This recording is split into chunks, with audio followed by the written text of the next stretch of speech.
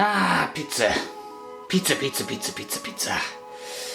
Yes, today I'm going to be reviewing pizza, but with a difference. If you're a member of a certain web forum or two that I'm frequented with, you might have some idea what I'm about to do. For this particular trick, or meal, you will of course need a pizza, a banana, a pizza cutter, a knife, an oven, and a plastic bowl. Now those of you from Britain probably know what this is for. Those of you that are Anglophiles might be aware of the somewhat obsession we Brits have, specifically the English have, with the plastic washing up bowl. And of course this is too close for you to actually get a really good view of everything, but trust me, that is a plastic washing up bowl. More on that later, possibly. You will also need an oven, which I'm busy preheating at the moment while I do this intro. But if you are familiar with what I've been preparing, you might have some idea of what to expect.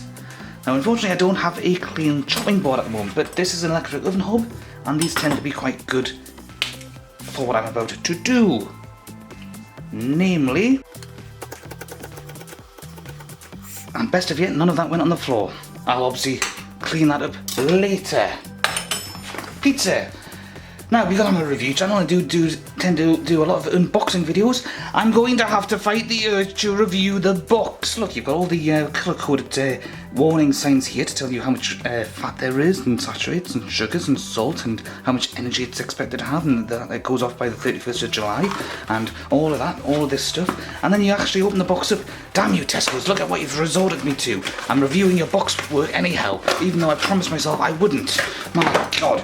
Then you say it's actually come pre-wrapped, which of course it should be, and then on this, but all of this fancy packaging and whatnot could have just been reduced to one label on here to give you all the information. They could have even put some of the information on that. Why give us a cardboard box when we don't need cardboard boxes, when this is fine by itself? Oh, good grief. Good grief, good grief, good grief. Right. Standard cellophane jobby. Just have to rip that off. Mind the sliced and diced cheese doesn't fall off all over the place. And then of course we have to consider what are we going to do with our lives. Okay, so what we're going to do here, I've put half of the bananas on one side of the pizza. I'll just, perfectionist that I am, I'm just going to move that around a bit like that. And we're just going to cook like this. The other half, which you can see there, I'm going to put on at different points, because I've got a nasty feeling that what's going to happen is that these slices of banana are probably going to end up being overwhelmed by the heat of the fire of the oven. Even though it's not a dedicated pizza oven, it's just a standard electric oven that you can get from any good retailer. I'm not going to name names, I'm sure you know names of shops that can buy things like that for you, or that you can buy things like that from. Yeah, I'm just going to put that in the oven.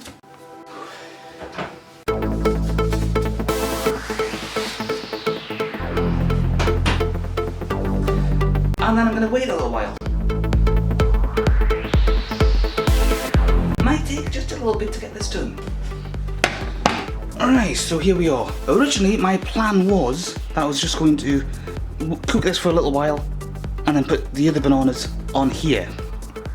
You know, just to see if that would make any difference. However, it does look like the bananas here have cooked quite nicely by themselves anyhow. They don't seem to be damaged in any regards.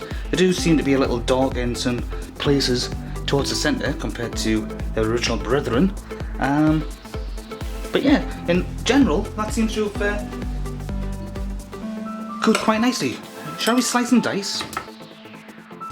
You'll notice that I'm also using a hot plate, which allows me to cook the pizza even better, because the plate heats up from the bottom, and then of course heats the pizza up that way as well. Ooh. How do you like the look of that? And can any of you still believe I'm actually going to go through with this? Ooh, there we go. Such is my dedication, that little bit of pizza banana that flew off, I'm putting it back on. Now unfortunately, we've had that very rare thing in England where the sun has decided to come out in the middle of filming. Yeah, so I'm getting lit by the sun in a way I wasn't being lit before, so here we have the plastic bowl, just for the safe side.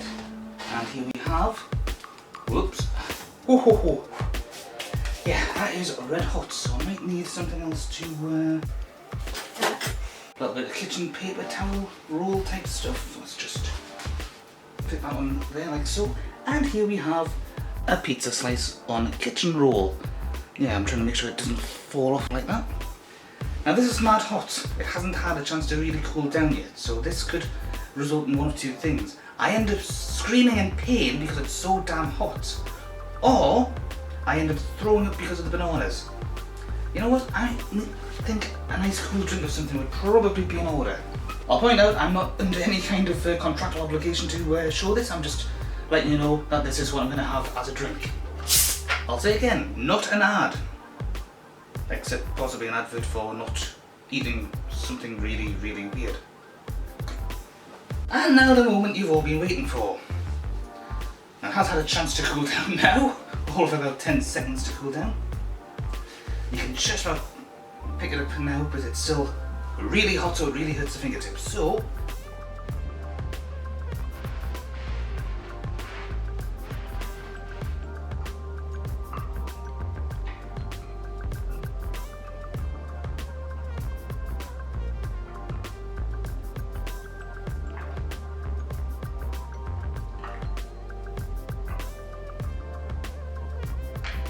I'm going to take another taste just to confirm my suspicions here.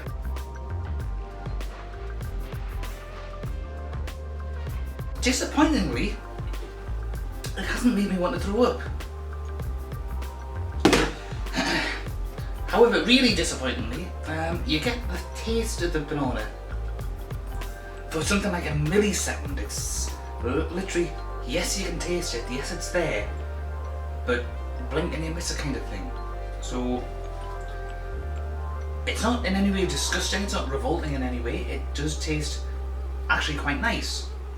It's just literally next to nothing. You just get the hit of the banana and that's it. You just get the hit of the banana and then it's overwhelmed by the tomato sauce, the cheese and the bread. You know, it must be absorbing the flavour, so to speak. So yeah, a bit disappointing. Let's try though one of the slices that didn't get full treatment. Notice that this is a wider slice because I didn't do anything beyond quartering it. And I've just put some fresh banana pieces that have not been cooked onto it, so it's not infused in any way. This probably won't make any difference whatsoever, but what the hey. I'm doing this now, I may as well.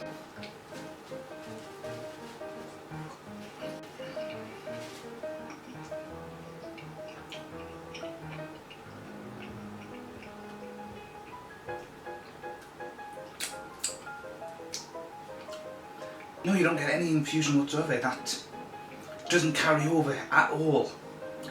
That's probably because the banana hasn't had a chance to melt into the cheese and everything, so it just doesn't actually carry over. You get the feeling of biting into a banana slice, obviously because it's a banana slice. You just don't get anything else beyond that. So the whole reason I did this, when I came across that particular image, my first thought was, this is something that sounds so revolting, so disgusting, that just like the 11th Doctor did with those fish fingers and custard that he had immediately after regenerating to try to settle his post-regenerative blues or whatever, maybe the 13th Doctor is going to do the same thing with this meal. But probably not, because it's not actually revolting in any way, shape or form. Some people have done the fish fingers and custard, and they said it did actually work, it was actually quite nice. Maybe that'll be my next video. Yes, you're right, I am insane. See you next time, bye bye.